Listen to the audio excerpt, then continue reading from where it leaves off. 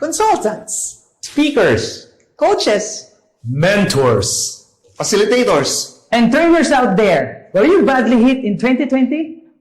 Now it's time for us to recover in 2021. Join us in PACT, the Philippine Advocates for Consultants and Trainers. And let us all create an authentic impact.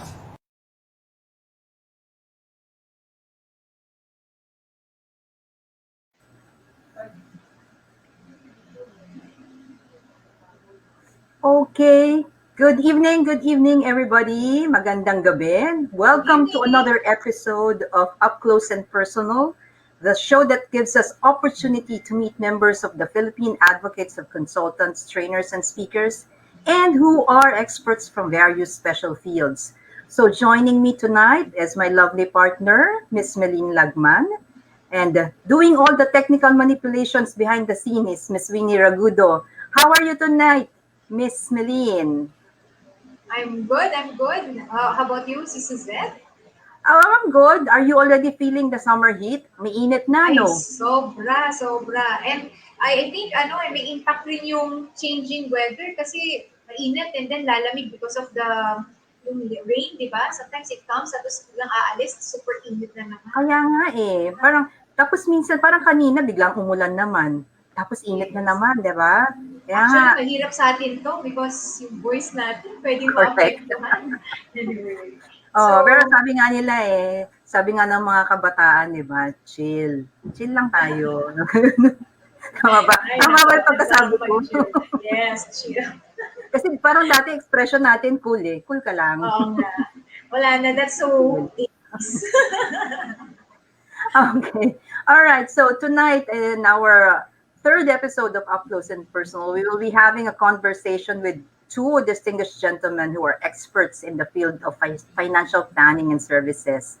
Actually, there was Ms. Meline, they will actually be conducting a very interesting workshop on March 13. Yes, interesting because, they will be discussing about budgeting, debt management, retirement, leading towards financial independence. Yeah, yun naman ang gusto natin. Na ayaw natin. Pero kailangan natin lahat. Kailangan natin maintindihan. Oo. So, huwag na natin patagilan. Let me just give you a brief background about our guest. So, the first guest, I'll introduce the first guest, Mr. Melvin Mella. He is a registered financial planner and an associate wealth planner. He is also a licensed senior financial advisor, a certified health and investment specialist, co-founder of Team Millionaire Minds. Wow, interesting. Siguro mamaya alamin natin kung ano ba tong Team Millionaire Minds. Gusto ko maging millionaire. Pwede kaya ako sumali dyan. Okay, so Ms. Meline, baka you might want to introduce our second guest. And for our second guest, we have Mr. Albert Ryan, C. Dungca. He has over 7 years of experience in the financial services industry as a registered financial planner. He's a people development enthusiast, wow, and a financial literacy advocate, pareho tayo, sir, and a multi-awarded licensed financial advisor, as well as a seasoned agency leader. He's the head and founder of Alray, sorry if I mispronounced, and Company Financials. All right, so let's all welcome Mr. Albert Ryan Dungca. Hello, mga sirs. How are you? Good evening, everyone. Good evening, Meline, Suzette. Hello, good evening, masters. Okay, so, those things that we've mentioned are just icing on the cake, Sis Meline. Kasi I'm sure there are still a lot of things that we will know about them tonight, up close and personal. Okay, so wag na natin patagalin siguro. Let's fire out the first question that we have for them. Okay. Yeah. All right. Are you ready, guys? Sure. Yeah, sige. Exciting ito. But this is, tonight is just going to be a very casual thing. We just want to get to know more of our speakers, our members. Kasi syempre, pagdating ninyo sa workshop, iba na yung medyo ang approach na natin dyan. Talagang it's more on the technical side already. Pero right now, we just need to get to know more about you, yung mga personal stuff ninyo. So, but first, as Tell us, have you always been in the financial advocacy? Tell us how you got into this field. So maybe we can start it off first with with Sir Meg, no? Yeah.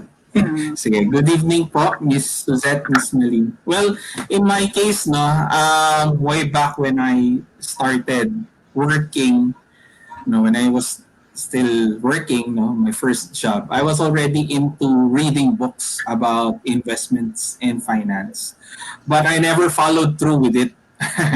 It just so happened that way back 2015, that's where I was able to be more in depth with as to how to invest and how to save my money, how to expand what I have.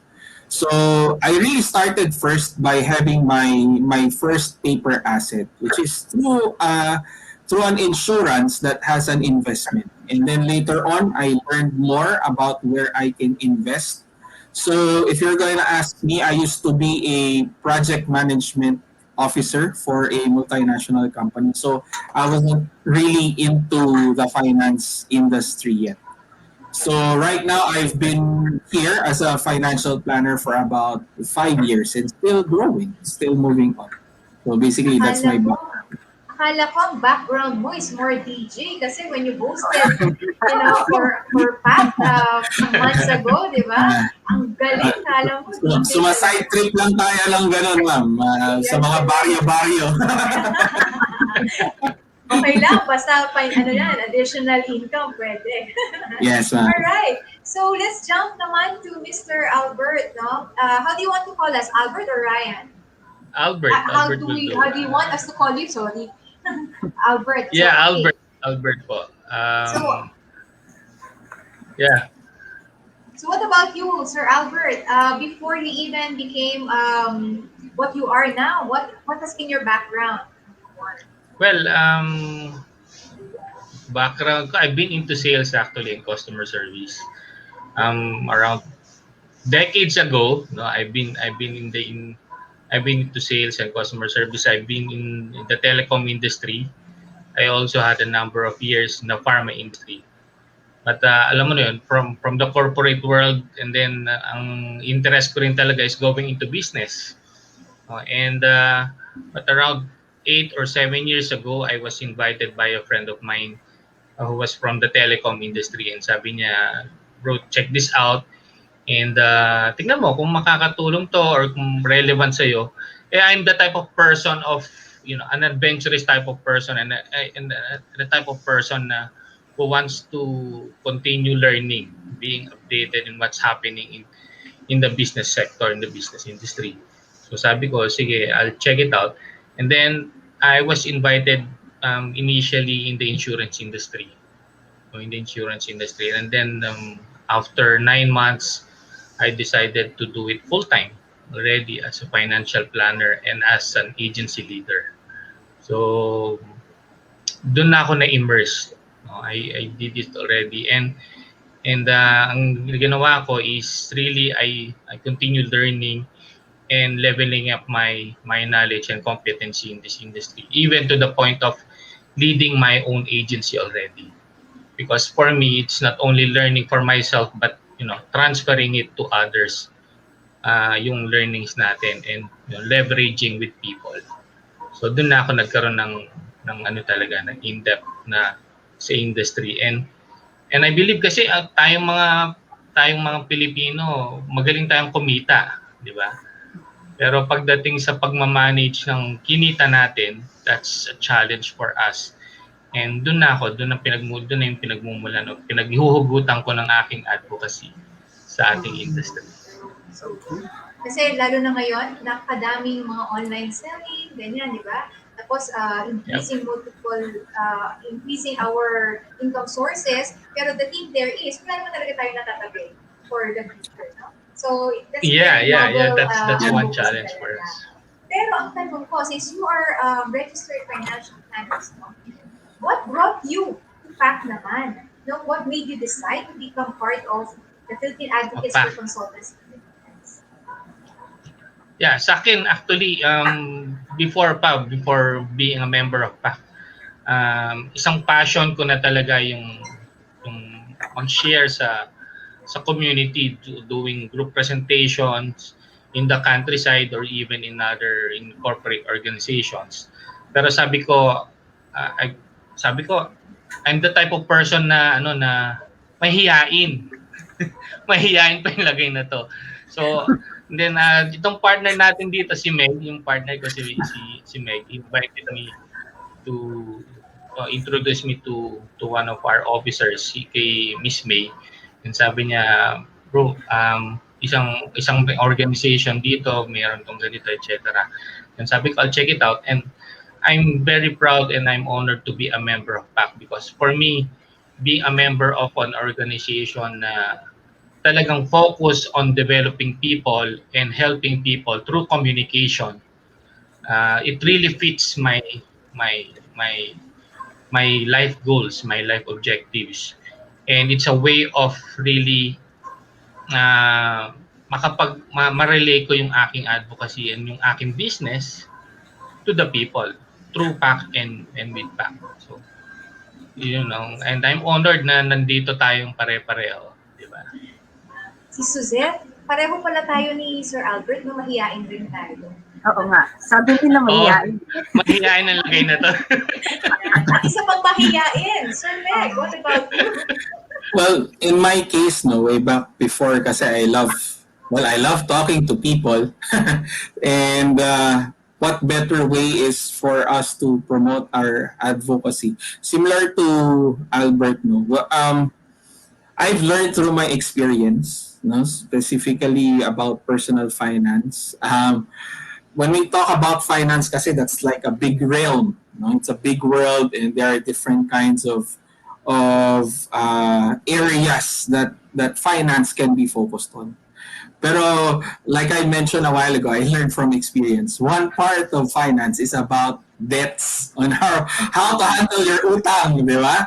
So it was based on experience that while you were working, of course, you tend to be somehow fall into debts, lalo na if you are earning and then you love to buy stuff, and especially if you are working in a good profession, somehow you are lured to use your credit cards, and it's that realization that I get to somehow see myself that I'm not progressing when it comes to my personal finance, and learning from that lesson on how I should handle my debts and how I should organize and manage my income, no, and how to trickle down my expenses.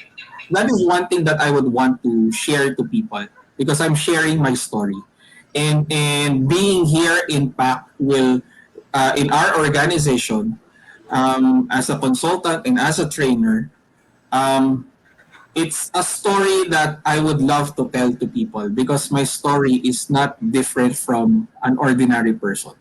An ordinary person can go through having a lot of debts, having a lot of loans. But the question there is, how do I get to eliminate it? How do I get out of that financial turmoil?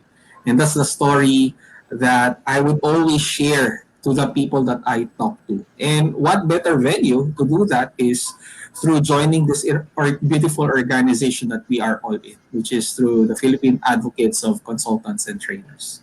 So that's why I was led here.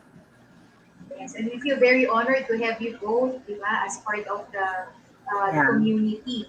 Right? Okay. Alright. Medyo mag-time warp lang tayo ng konti, Sir Meg at saka Sir Albert. I like that. Yes. Time warp na tayo. Now, kasi right now, you are in the financial side of.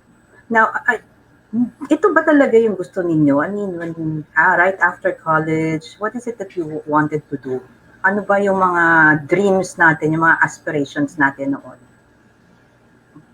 Can we have Sir Albert muna? Yeah. For me, as I mentioned before, I'm a business-minded person. Kasi before pa, I was raised in a family wherein my parents are, my father is a businessman. And my mom naman, she's a retired teacher. So, sabi ko, it's more practical for me to be in the business sector. but more of really having my own, doing it on my own. And I'm a person who loves, growing from developing something. And dun, kaya yung unang ventures ko, I was into sales. I was into customer service. In fact, my degree is into marketing management. Pero hindi ko na-apply yun ng todo. Kasi nga, ang marketing management is into brand management, product management. Pero hindi ako yung tipong creative type of person, yung tipong mag-iisip ng mga gimmick, mga promos, gano'n. But I'm more of really, ang sa akin is growing myself and growing through people. So, nung napunta ako dito, because I'm into business, and I believe lahat naman tayo masisipag na tao, di ba? Lahat tayo, Filipinos are very creative and very masipag. Pero ang nagiging trouble doon is on how to handle finances. So sa akin, naging experience ko rin yun. I've been somehow, I also earned in the industry, in sales, pero ang nagiging problem is how to handle it. So I'm really looking, during the time, I was looking for opportunities and avenues where I could, somehow work with people and have a business in such a way na hindi ganun kalaki yung capital, but also going into a venture na makakapag-develop ako I would be able to develop myself and other people. So, nung napunta ako sa industry, specifically initially with the insurance industry during that time, and until now din naman, I'm in the insurance industry. So, na-immerse na talaga ako, and I feel the need really of our community, of what we do, yung value talaga ng financial advocacy and financial advisory. So, during the time, wala akong plan na mapunta rito sa industry nito. But practically, why are we working? We are working because of course, we want to earn and we want to grow our wealth, and these are for our family. Diba? Bottom line naman, these are for our family and community. So sabi ko, it's really practical, and I felt the need in the community. And I enjoy doing it because I love sharing also, just like si Meg, he loves sharing his story, and I myself, I love sharing my personal finance story. So I believe dito na ako tatagal din. Of course, going into other ventures pa, expanding my ventures in the future, but dito yung pinaka-focus sa financial services industry. So nakuha mo na-achieve mo na yung mission in life mo? Yeah. Okay. Walang corrupt yun. Walang corrupt. Yeah. Okay. Ito naman tayo, Mr. Meg. Ano naman ang ating mga, what did we wanted to do when we were younger? Ayan. Sige. Before I answer that, I just want to greet everyone who is tuning in our up close and personal, no? Like kay J. Rafol, kay Vel Cariaga, and kay Sir Melvin Vilasa. Wow, talagang pin-promote. Anyway, sa akin, ma'am, this is one thing that I've learned. People evolve. No, people evolve. Even your passions in life evolve. Even your skills evolve. And with me landing in this profession that I'm in, it all started with a love story. Yeah, diba? Di nyo kailangan. Love story! Love story? Share mo na yan. So, the reason why I landed here, di ba nakwento ko, while I was still in college and starting while working, I love reading investment books. Books like Rich Dad, Poor Dad by Robert Kiyosaki, leadership books like John Maxwell, even books of Stephen Covey, even Mo Sanchez books, because they talk about prosperity and everything. So bakit siya naging love story? Bakit ako napadpad dito sa pagiging financial planner? It all started when I had a project here in Cebu, because I used to work in a company that assigned me to do audit for construction. So there was one big mall here in Cebu, it's 3 times bigger than Mall of Asia. Ayan. So I was here for about 6 months, 8 months, and then I fell in love with the island of Cebu, and I fell in love with a girl. Yeah, it just so happened. So that girl is a financial advisor of a company, and we were in a relationship. I wasn't into being a financial advisor at that time. Yes, I know investments, but I know it by head. I never did action out of it, no. So when I was in a relationship with my ex-girlfriend, now my wife, and so I would tag along with her whenever she would meet up with clients. So with that, no, I was able to see na this is an easy way for someone who would want to start investing. No, you can invest in the stock market directly, or you can invest in the stock market or any other money market indirectly. So it is through what she was doing that I get to learn and get to somehow feel that what we are doing as financial advisors is that actually it's not selling. It's not selling because you are teaching a person a concept on how that person can save for future funds that they will eventually use in the future. So it's more of educating people, which I love because way back before, like I mentioned, I love talking to people, may it be individual or small groups, no? And that's where I said, oh, sige nga, why don't I try being a financial advisor? And that's where not only fell in love with the lady that I'm with right now, but I fell in love with the profession also because it's educating people. It's it's being a light to them, light in a way that you're able to help them realize that they can live their lives in prosperity by simply saving and investing. And and that's where I also like Albert that I said if I will do this profession, I need to give it with my full heart. And by giving with full heart means to say I need to be someone competent enough. That's why, similar with Albert, we're both registered financial planners. We said we need to level up our skills. So that's why every year I would attend certain trainings that can really sharpen my skills, really deepen my knowledge when it comes to investing. In fact, I got myself a personal coach right now that will really help me understand my own strengths and somehow curveball my weaknesses so that I can in a way help my clients more and understand how I can help them when it comes to managing their finances. So, yes, if you're going to ask me if I'm going to stay here for a long time, well, definitely it's a family business now because this is what me and my wife are doing. That's why we have a team called Millionaire Minds. No, it's a team of financial coaches that not only talks about insurance, we even talk about investments and how to leverage your money and help you get out of debt. So yeah, so that's where I am right now. And I'm So, Sir, happy. no. So, Sir Meg, tama ba na talagang ang big influencer in your life is your ex-girlfriend who is now your wife? Yes, totoo pala yung saying na gano'n, no? Na behind every successful man is a The supportive woman. woman. Yes! Yeah. Akala ko March 2 na, pero Love si it. Sir Mel, February umepep-ibig pa pa. rin. Ibig pa siya.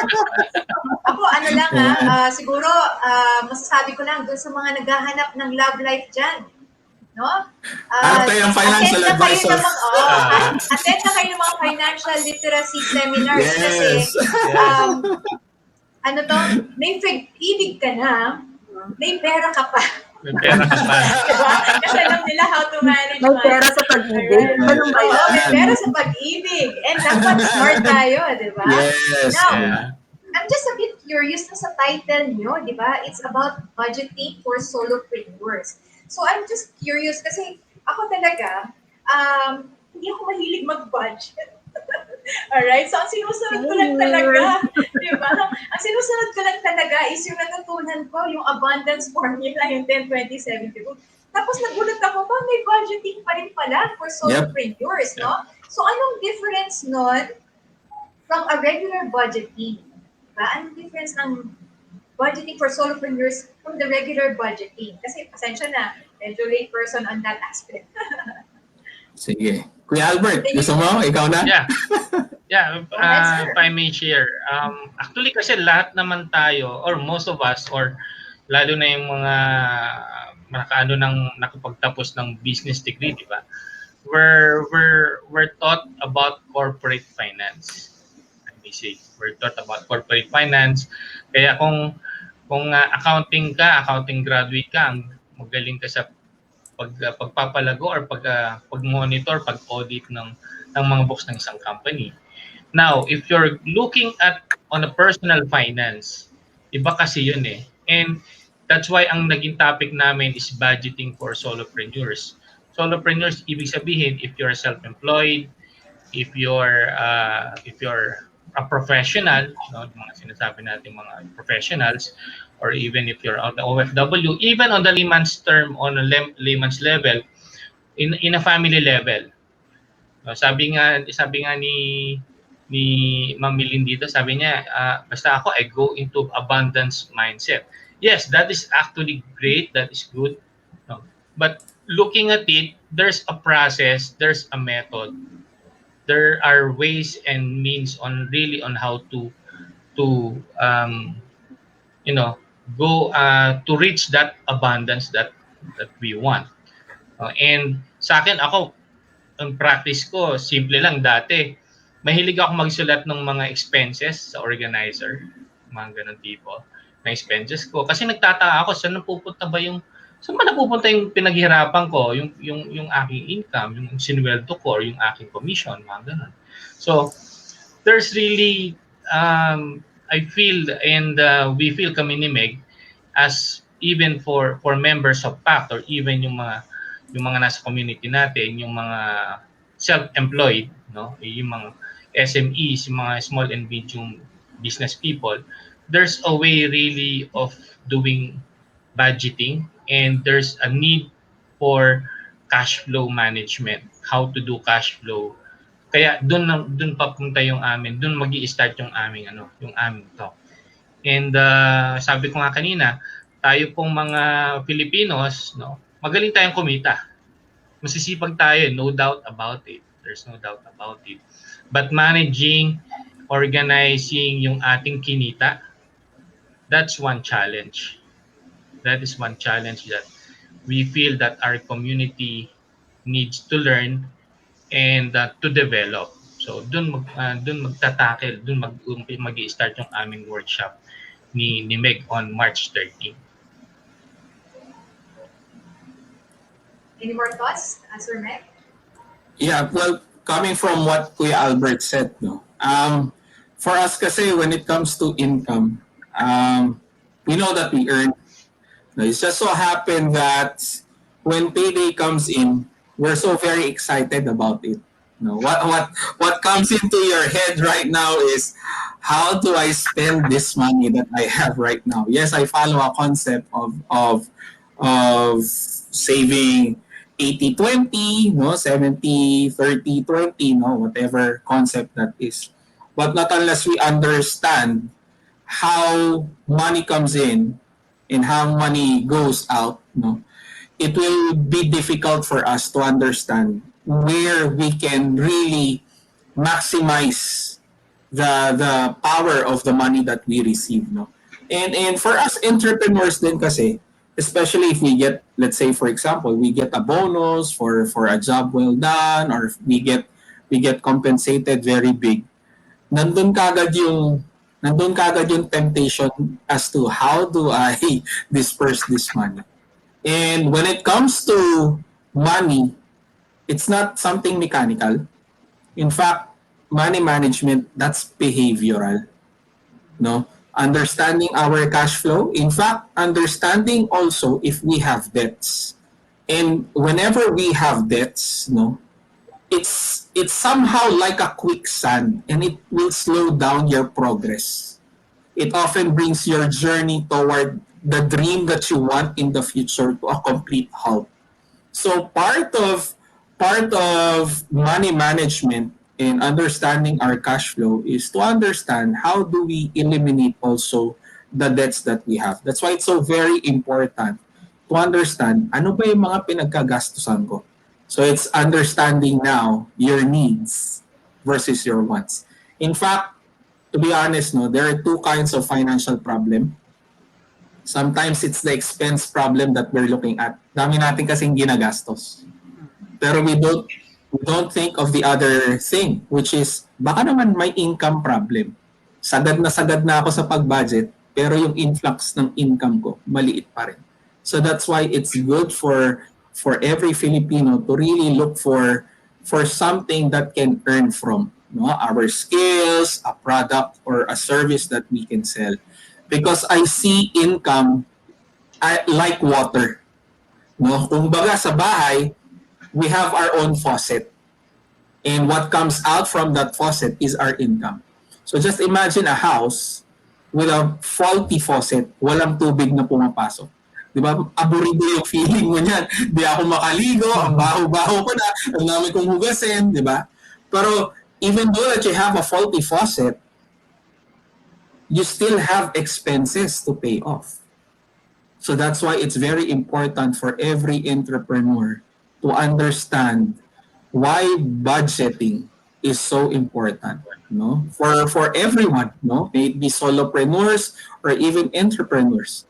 So if you consider yourself as an entrepreneur, means to say that you have a business, like even huge companies, di ba? They would do financial audits with their own finances. So for us entrepreneurs, we should do that too, so that we know what the money comes in, or how the money comes in, and how the money is being spent out. At least you get a full picture and it's more clarity.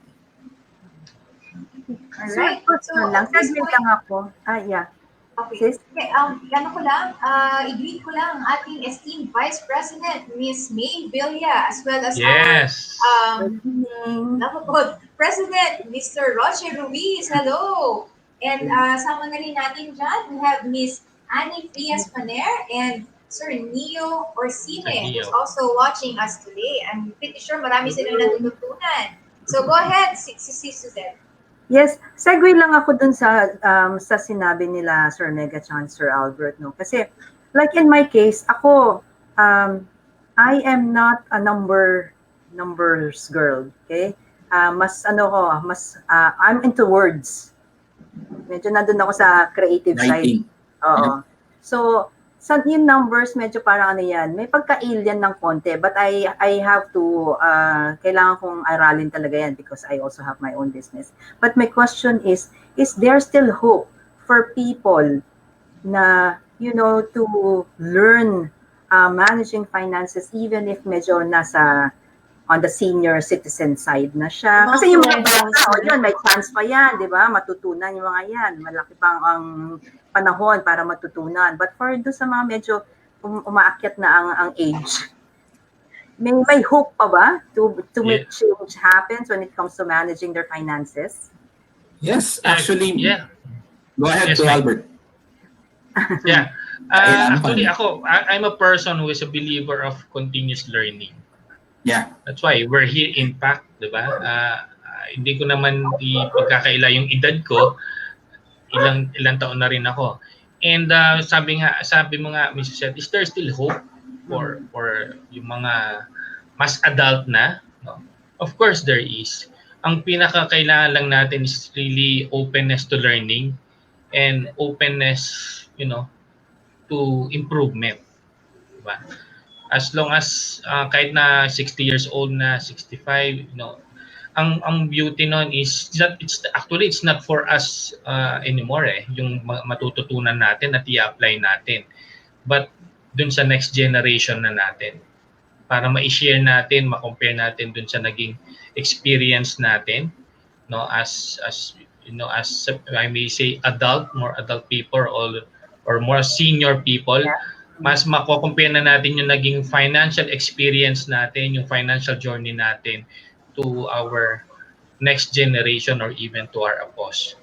And I believe there's really hope, no? Ang ano lang talaga is kailangan maging open tayo to learnings, and of course there are times that we need to unlearn what we know, no? Para ma-correct natin or ma-validate natin yung ating alam, and ma-correct natin yung ating mga mistakes, and to be able to to pass it or also to the next generation. There's hope, no? Kaya nandito tayo sa PAC, and nandito rin yung iba't ibang topics natin, iba't ibang session, specifically like our session, my session with Meg about financial literacy. This is part of our advocacy already. Yan. Yeah. So with regards to that question, Ms. Suzette, no, actually, finance is just a concept. No, it's all about mathematics. So the very basic mathematics would be addition, subtraction, multiplication, division. So it's not that complicated, and for us to really learn about how our finances work would give us full clarity as to where we would want to be in the future. Kasi let's face the facts, diba? Everything somehow is run by money. No, how we live, we need money to survive. No, for us to buy our goods, for us to be able to enjoy the services that we can get. No, and for us to really understand how our cash flow works would give us a leverage on how we can live our lives in the near future. But in the same way, as we learn how our finances work, it is a lesson that we can pass on to our families, to our children, and even to our grandchildren. The essence of cash flow is basically the essence of life itself, because the money that we bring home from our business is the money that feeds our family. I just would like to read some of the comments from our viewers, no? Sabi nga ni Sir Neo or Sine, exciting March 13th PAC event, budgeting for solopreneur, ni Mr. Albert Ryan, Dungca, and Mr. Melvin Mella. Preview pa lang, may tama na. So, ang dami talagang nai-inspire sa mga sinasabi nyo, diba? And ito talaga, na-realize ko, hindi pala lang babae ang budgetarian ng bayan. Mr. J. Rapo, sabi, I strongly agree, as I am the one responsible in our family budget being the business graduate, di ba? So talagang yung mga kalalakihan din pala, no? Very, very important ang inyong role. Kasi kahit sa family namin it's my husband doing the budgeting diba? Sa sa inyo, prosperity formula lang Anyway, but then, just to share, no, ang na-pick up ko dun sa mga sinabi niyo is talagang managing needs versus wants is really, really critical, right, in managing our finances, as well as inspecting, diba? Kung saan talaga napupunta yung pera natin, but not just the gastos per se, but even the source of income baka kulang, right? Tama ba yun? And because we are inspecting that, at least we will be able to know what to expect later on. Kasi kung talagang kulang nga pala yung source of income, wala ka talagang may stretch na budget, right? And kadalasan sa mga Pinoy, meron tayong spending mindset. So hopefully after this session nyo, no, on March 13, magkaroon ng change. Magkaroon tayo ng saving mindset. Pero we're not saying don't spend, ha? We're just saying you have to be in control lang. Kasi kailangan, ang cycle ng consumerism tuloy pa yan para mag-grow ang mga businesses. Very good. And one of the things that I also pick up is financial management knows no age, no? Kasi bata, matanda, very critical, right? Yes. In fact, we have, Albert and I have a friend who is teaching her kids how to invest in the stock market kahit 7 years old pa lang. Yeah. So just imagine, di ba? So just imagine if we're able to somehow share the concept of finance, no? Financial planning to our kids, no? Kahit lang sa pagbaon nila, ma-understand nila na this money will give you a leverage on what you would want to happen in the future. So if they have that concept as young as they are, just imagine when they grow up. Diba? Gone would be the days wherein we are so very, alam mo yun, yung erratic ka, yung by instinct you want to spend. Kasi naiisip mo na kagad yung value.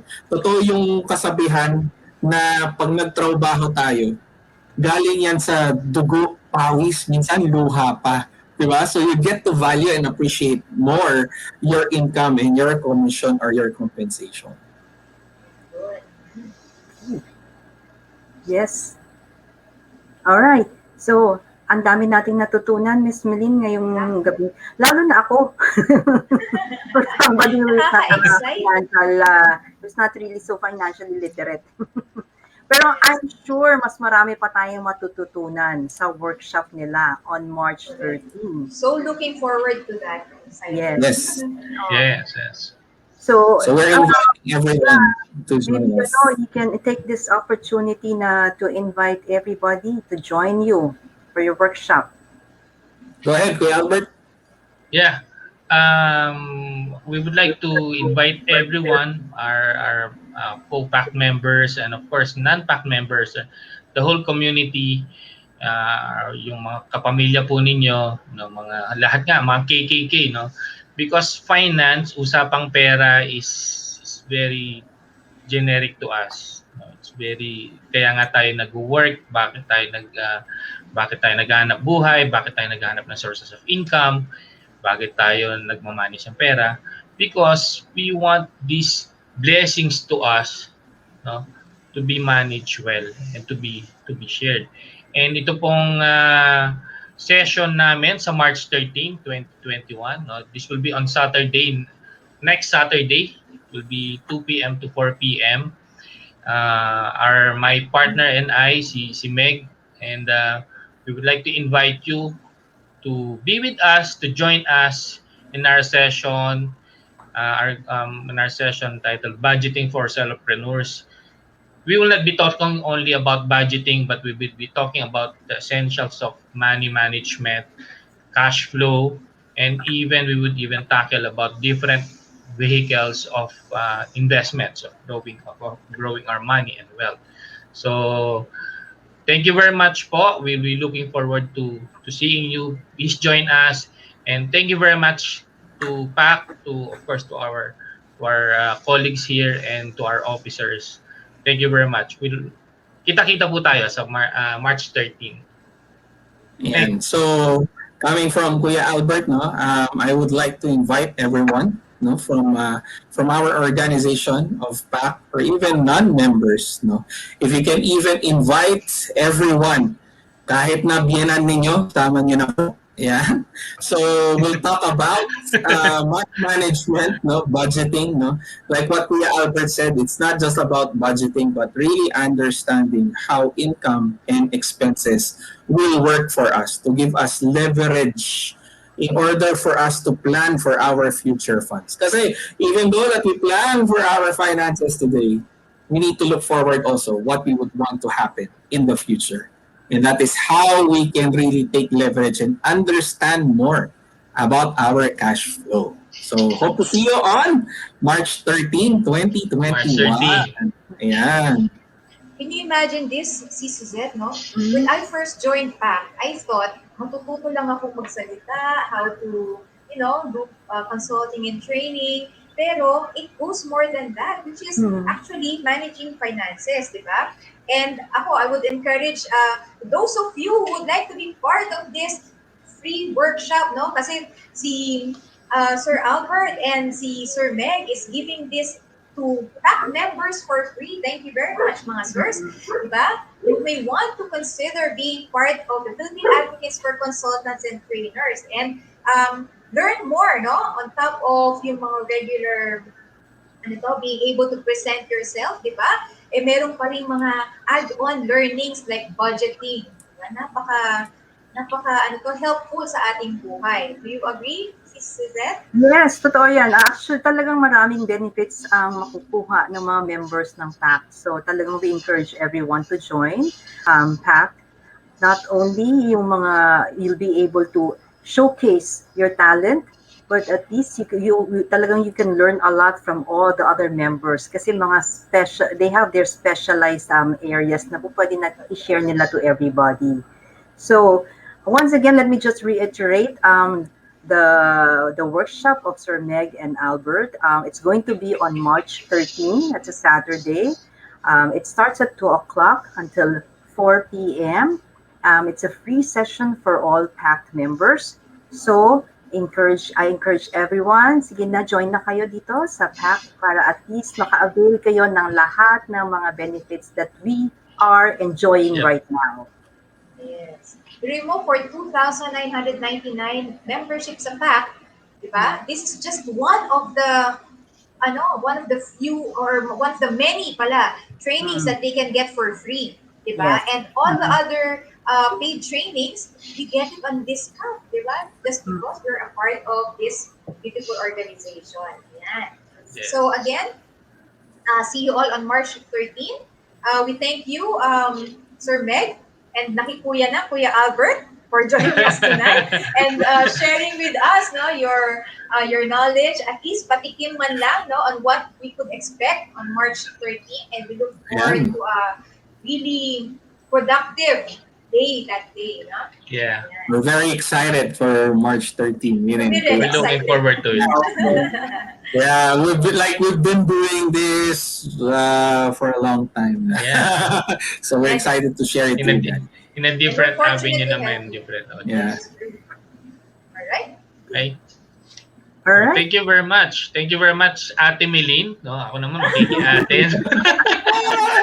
And Ate Suzette, no. Thank We're you all very much, sisters here, beautiful so ladies. thank you very Ms.Suzette much. and And Ms.Meline.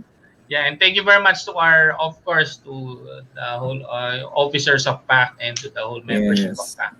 Maraming salamat po for this opportunity to share to our community. So Yep.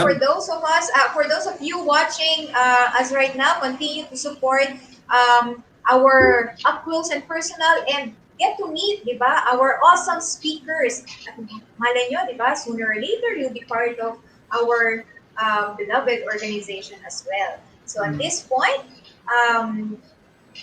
we will call on our director.